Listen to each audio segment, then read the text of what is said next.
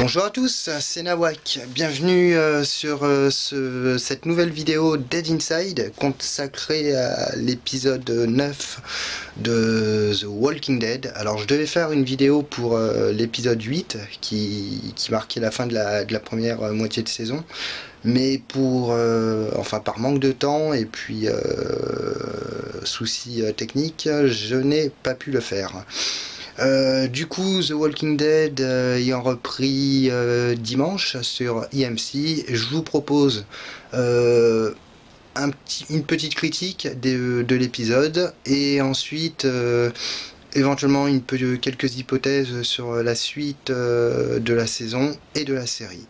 C'est parti, on y va.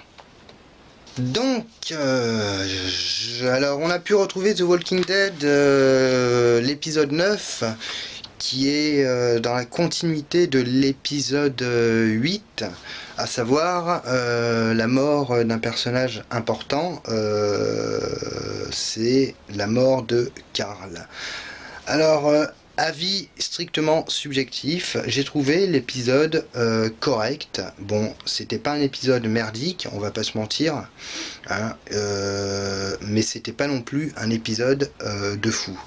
Voilà, alors moi ce que j'ai bien aimé, premier point à souligner, parce que hier j'en ai discuté rapidement avec Sandra, c'est la musique. Alors Sandra, elle, ça a fait, elle a bondi. Et moi au contraire, je trouve que cette petite musique folk derrière cet événement tragique, je trouve que c'était plutôt bien utilisé.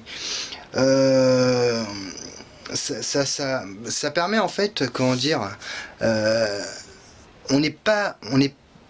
moi, c'est ce qui me faisait peur, c'est qu'on soit vraiment dans une espèce d'épisode cliché, à fond dans le pathos, le truc où on n'a qu'une envie, c'est de se flinguer à la fin.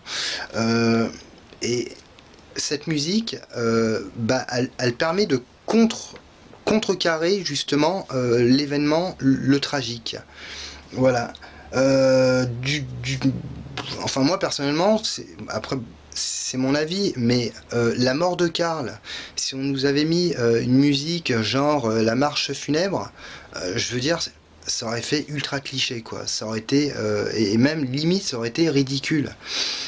Sachant qu'en plus, la musique concorde bien avec la volonté de Carl, c'est-à-dire Carl qui veut un avenir meilleur et un avenir radieux, voilà. Du coup, de mettre une musique un peu gaie, ça permet de donner justement une touche d'espoir, voilà. Et puis ça, surtout que quand la musique est diffusée, c'est à des moments bien précis, c'est-à-dire quand Carl rédige ses lettres à ses différents compagnons, quand il se prend en selfie, franchement, je voyais pas une musique super triste. Quand il prend Judith et qu'il se prend en selfie là comme ça. Je voyais pas une musique lugubre qui donne envie de chialer, non. Et en plus, je sais pas si vous avez fait gaffe aux paroles, mais bon, c'est peut-être anodin, mais pas tant que ça en fait, parce que à un moment dans le chanteur dit, il me semble, hein, il dit grosso modo, ma mère est en train de s'occuper du jardin, mon père recharge son pistolet. La mort va tous nous remettre à Dieu. Du coup, ça fait un peu écho à la saison 3. Le triangle, Rick, Laurie et Carl. Bon, il me dit aussi le matin arrive, I'm happy. Voilà, je suis heureux. Ça correspond en fait au sentiment de Carl en fait. La musique reflète un peu le sentiment de Carl à ce moment-là, l'état d'esprit dans lequel il se trouve. Voilà. Chose que j'ai moyennement aimé, C'est cette espèce de flashback immonde qui nous montre comment Karl a été en gros contaminé, enfin ce qui a conduit sa mort, c'est-à-dire une morsure de zombie. Je sais pas ce que vous en pensez, mais on sent que ça a été vraiment filmé à la dernière minute. Je sais même pas si en fait les scénaristes et le réalisateur avaient prévu ça en fait, puisqu'on sait que Chandler Riggs s'est fait jarter au dernier moment, puisqu'il était prévu il était prévu sur d'autres épisodes. On a l'impression que c'est un truc qui a été tourné à la dernière minute et qui a été rajouté au dernier moment. Voilà. Alors ça, par contre, ça m'a fait bondir un peu. Voilà. Sachant, bon, on savait qu'il s'était fait mordre. Il avait montré la trace de sa morsure.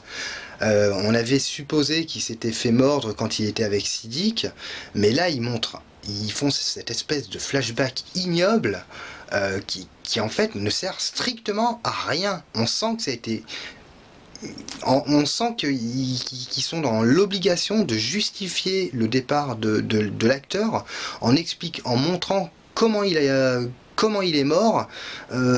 Non, enfin pour moi ça n'apporte strictement rien. J'ai bien aimé aussi le contraste, l'opposition Alexandria, le royaume. C'est-à-dire d'un côté on a Alexandria où on est dans l'inaction, dans l'attente.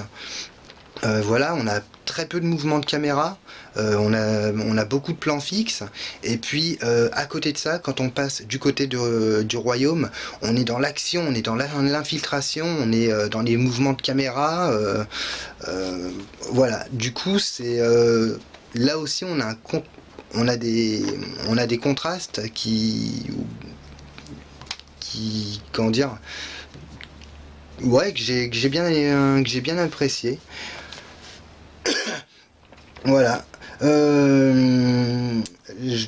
Bon, un truc qui a été souligné par des membres, c'est les adieux de Karl. Alors bon, il rédige ses lettres. Bon, on espère avoir plus tard connaissance du contenu de ces lettres. Par contre, Daryl qui ne dit pas adieu à Karl, j'ai trouvé ça mais complètement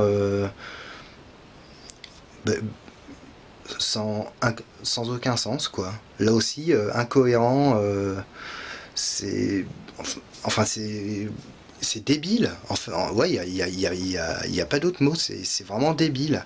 Sachant que Daryl est en contact, en relation avec Karl depuis plusieurs saisons. Ils se connaissent.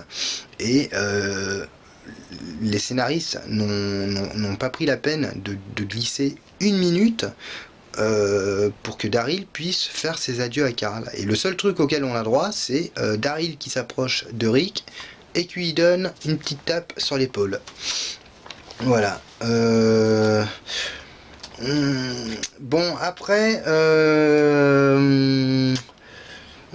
quoi d'autre? Alors, bon, toute la séquence Le Royaume avec Morgan et Carol qui vont délivrer Eskiel, bon, c'était pas mal. Eskiel, toujours très charismatique, très éloquent. On voit que c'est vraiment un orateur. Il tient Gavin par la parole, alors que Gavin est armé. Voilà, il lui balance, je sais plus ce qu'il lui dit, Gavin lui sort un truc et puis il lui dit attention, tout acte entraîne une conséquence et tu en subiras cette conséquence, toi aussi. Esquel qui a réponse à tout et qui est prêt à mourir en fait. Il est prêt à mourir. Il accepte sa mort. Voilà, mais toujours en ayant le dessus, par la parole et non par la violence. Voilà. Bon, on va pas se mentir, le passage avec Henry, c'était prévisible. Henry qui tue Gavin, c'était prévisible à des kilomètres. En plus, on nous a annoncé sur internet que le personnage d'Henry pourrait prendre une place importante au sein de la série. Ça me fait un peu grincer des dents, mais bon, voilà. Bon, il a vengé son frangin, c'est bien.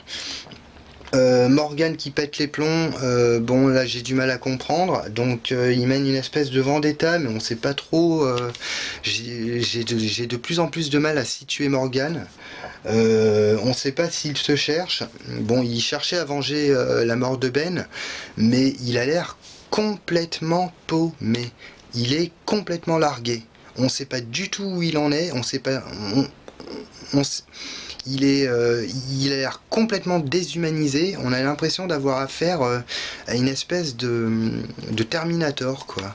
Un mec programmé pour tuer et qui en plus, ses répliques, ça se résume à je dois le faire, je dois le tuer.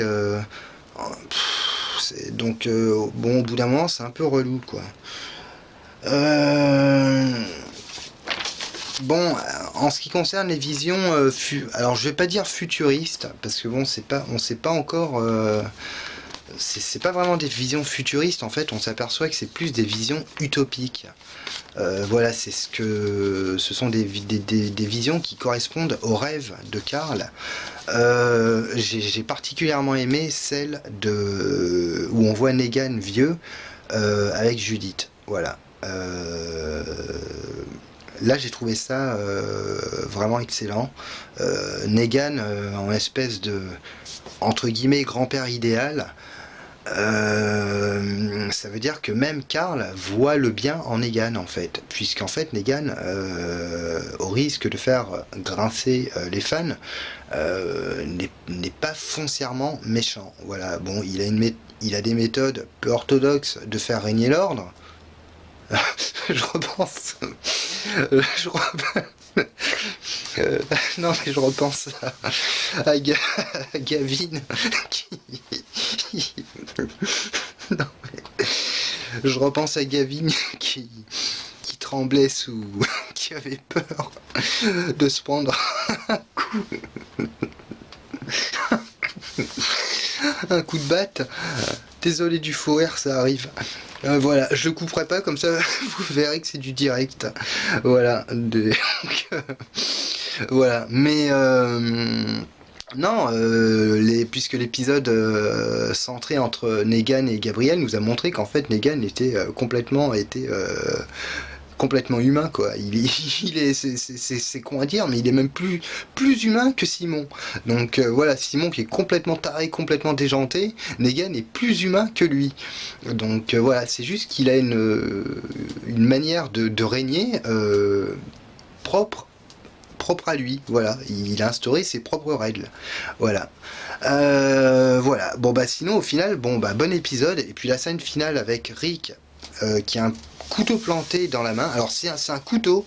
Je m'adresse à Sandra. Sandra, si tu regardes cette vidéo, j'ai bien regardé la séquence. Ce n'est pas une flèche. Spoiler. Attention, spoiler. La flèche, ça correspond au comics.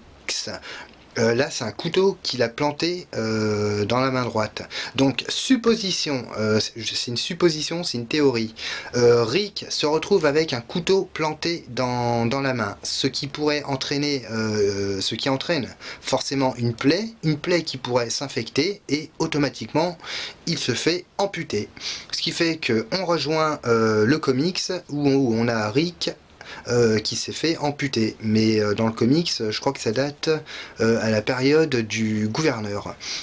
Mais bon, toujours est-il que là, il se fera amputer, surtout d'autant plus que il y a de plus en plus de fans qui ont demandé quand est-ce que Rick allait se faire amputer. Donc ce serait le moment idéal. En ce qui concerne la mort de Karl, moi, ce que j'attends le plus, c'est la réaction de Negan. Comment Negan va réagir face à la mort de Karl? Alors, est-ce qu'il va profiter de cette mort en se disant, bon bah tiens, la mort de Karl entraîne, c'est un moment de faiblesse pour Rick, du coup je vais en profiter pour continuer ma guerre et tous ces encercler et en buter le maximum. Ou est-ce que Negan va se remettre et du coup ça entraînerait une baston entre Negan et Rick où Rick prendrait le dessus mais avec les conséquences qu'on connaît, c'est-à-dire salement amoché, bien blessé? Ou est-ce que Negan ne se remettrait pas en question en mode bon bah écoutez les mecs, il y a eu des morts de tous les côtés, il y a un enfant qui est mort, faudrait peut-être qu'on arrête les conneries, je vais aller parler à Rick et essayer de trouver une entente. Et à ce moment précis, on pourrait éventuellement supposer que Simon, qui est complètement dédlingue, qui lui voudrait continuer à mener la guerre, réunirait quelques hommes pour s'occuper du royaume, Alexandria, la colline. Il montrait sa petite armée de son côté. Il mènerait sa petite guerre contre Rick. Du coup, on aurait une baston entre Simon, Rick et les hommes de Simon. Negan interviendrait pour buter Simon et il se rendrait à Rick et deviendrait ainsi le prisonnier de Rick, et on rejoindrait ainsi le comics où Negan est fait prisonnier. Voilà. Je ne sais pas ce que vous en pensez. Voilà. Bon, bah, du coup, au final, bon, bah, bon épisode. Comme je vous l'ai dit, c'était pas un épisode génialissime, c'est un épisode correct. Voilà. À noter que l'actrice qui joue Maggie, alors on sait pas trop, mais elle aurait un pied dedans, un pied dehors, donc on sait pas du tout ce que ça va donner pour la saison 9. Il faudrait prendre connaissance de son contrat, mais bon, elle a demandé une hausse de salaire équivalente à celle de Norman Reedus et Andrew Lincoln. On va voir, sachant qu'elle a été engagée pour le pilote. Alors pour l'instant c'est un pilote, donc faut voir si la série fonctionne. Si la série fonctionne et qu'elle est bien payée, elle peut très bien dire au revoir IMC. Faut voir. Après, bon bah si jamais elle quittait The Walking Dead, ça serait quand même bien qu'on ait un épisode qui nous explique son départ. Voilà. En ce qui concerne l'actrice Michonne, parce que c'est Sandra hier qui me disait oui, depuis qu'elle a joué dans Black Panther, elle va avoir plein de contrats, plein d'offres, ça ne veut strictement rien dire. La preuve en est, Jeffrey Dean Morgan, il y a quelques temps, il tournait The Walking Dead, et parallèlement, il tournait un film dans lequel on va le retrouver, c'est Rampage, je crois, qui sort au mois d'avril. Du coup, il jouait sur les deux tableaux à la fois, donc l'un n'empêche pas l'autre, et en plus, elle est liée par contrat à IMC. Après, on en revient toujours à la même chose, c'est savoir ce que dit le contrat, pour combien de temps ils se sont engagés, le nombre d'apparitions, enfin voilà quoi. Après, le cachet, le salaire qu'ils négocient avec la prod, c'est ça le plus important à étudier. Du coup voilà. Et enfin pour terminer, comme vous êtes au courant, la saison 9, on aura un nouveau showrunner qui est une femme, il me semble. Donc j'ai vu, alors j'ai regardé les épisodes sur lesquels elle était intervenue. Voilà, j'ai plus la liste en tête. Voilà, du coup ils ont viré Gimple. Alors ils l'ont viré, mais ils l'ont nommé entre guillemets président de la franchise The Walking Dead. Alors c'est génial parce qu'en gros c'est bon, Gimple, t'es un incapable, à cause de joie on a enregistré des chutes d'audience catastrophiques, donc on te vire, t'es plus showrunner, mais tu deviens président de la licence The Walking Dead.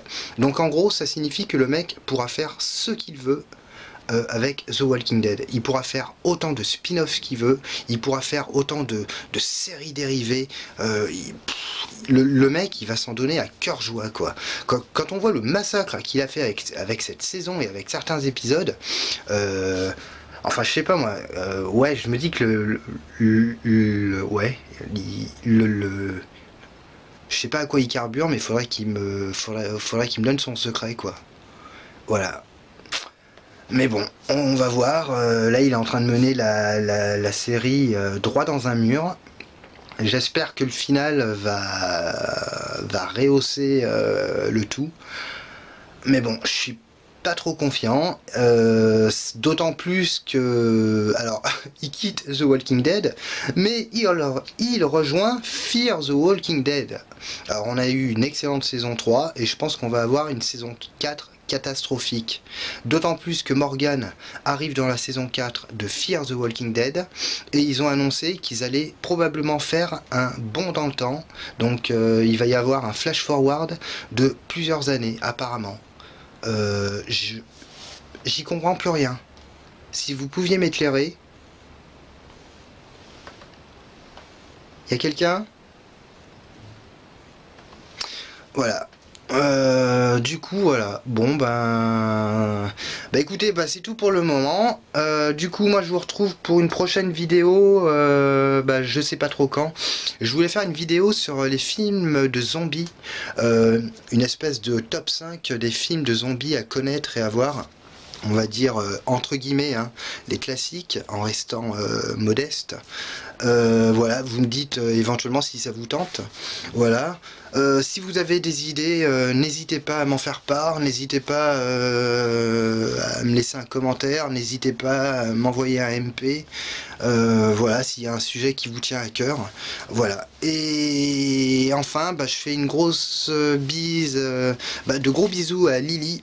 Je fais de gros bisous à Aurélie. Je fais de gros bisous à Sandra. Alors je sais que Sandra, tu n'as pas apprécié l'épisode, donc je te propose un truc, Sandra. Il me semble que tu dois aller bientôt à la convention de The Walking Dead en mars, si je me trompe pas. Alors tu achètes un mégaphone sur Amazon, ça coûte pas cher. Tu vas au milieu de la convention et tu hurles en anglais que Scott Gimple est un pingouin et un incapable.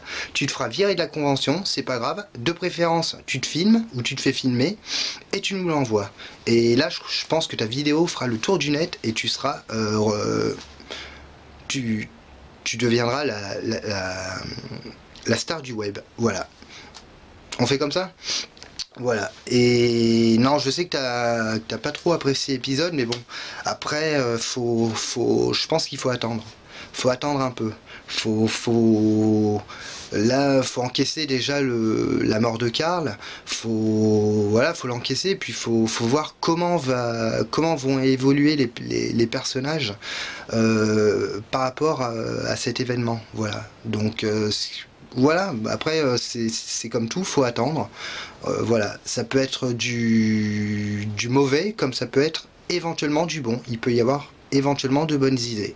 Même si malheureusement ils ont sacrifié un personnage qui était quand même relativement important au sein de la série. Voilà. Sur ce, je vous fais à tous une grosse bise. Voilà. Et je vous dis à très bientôt. Au revoir.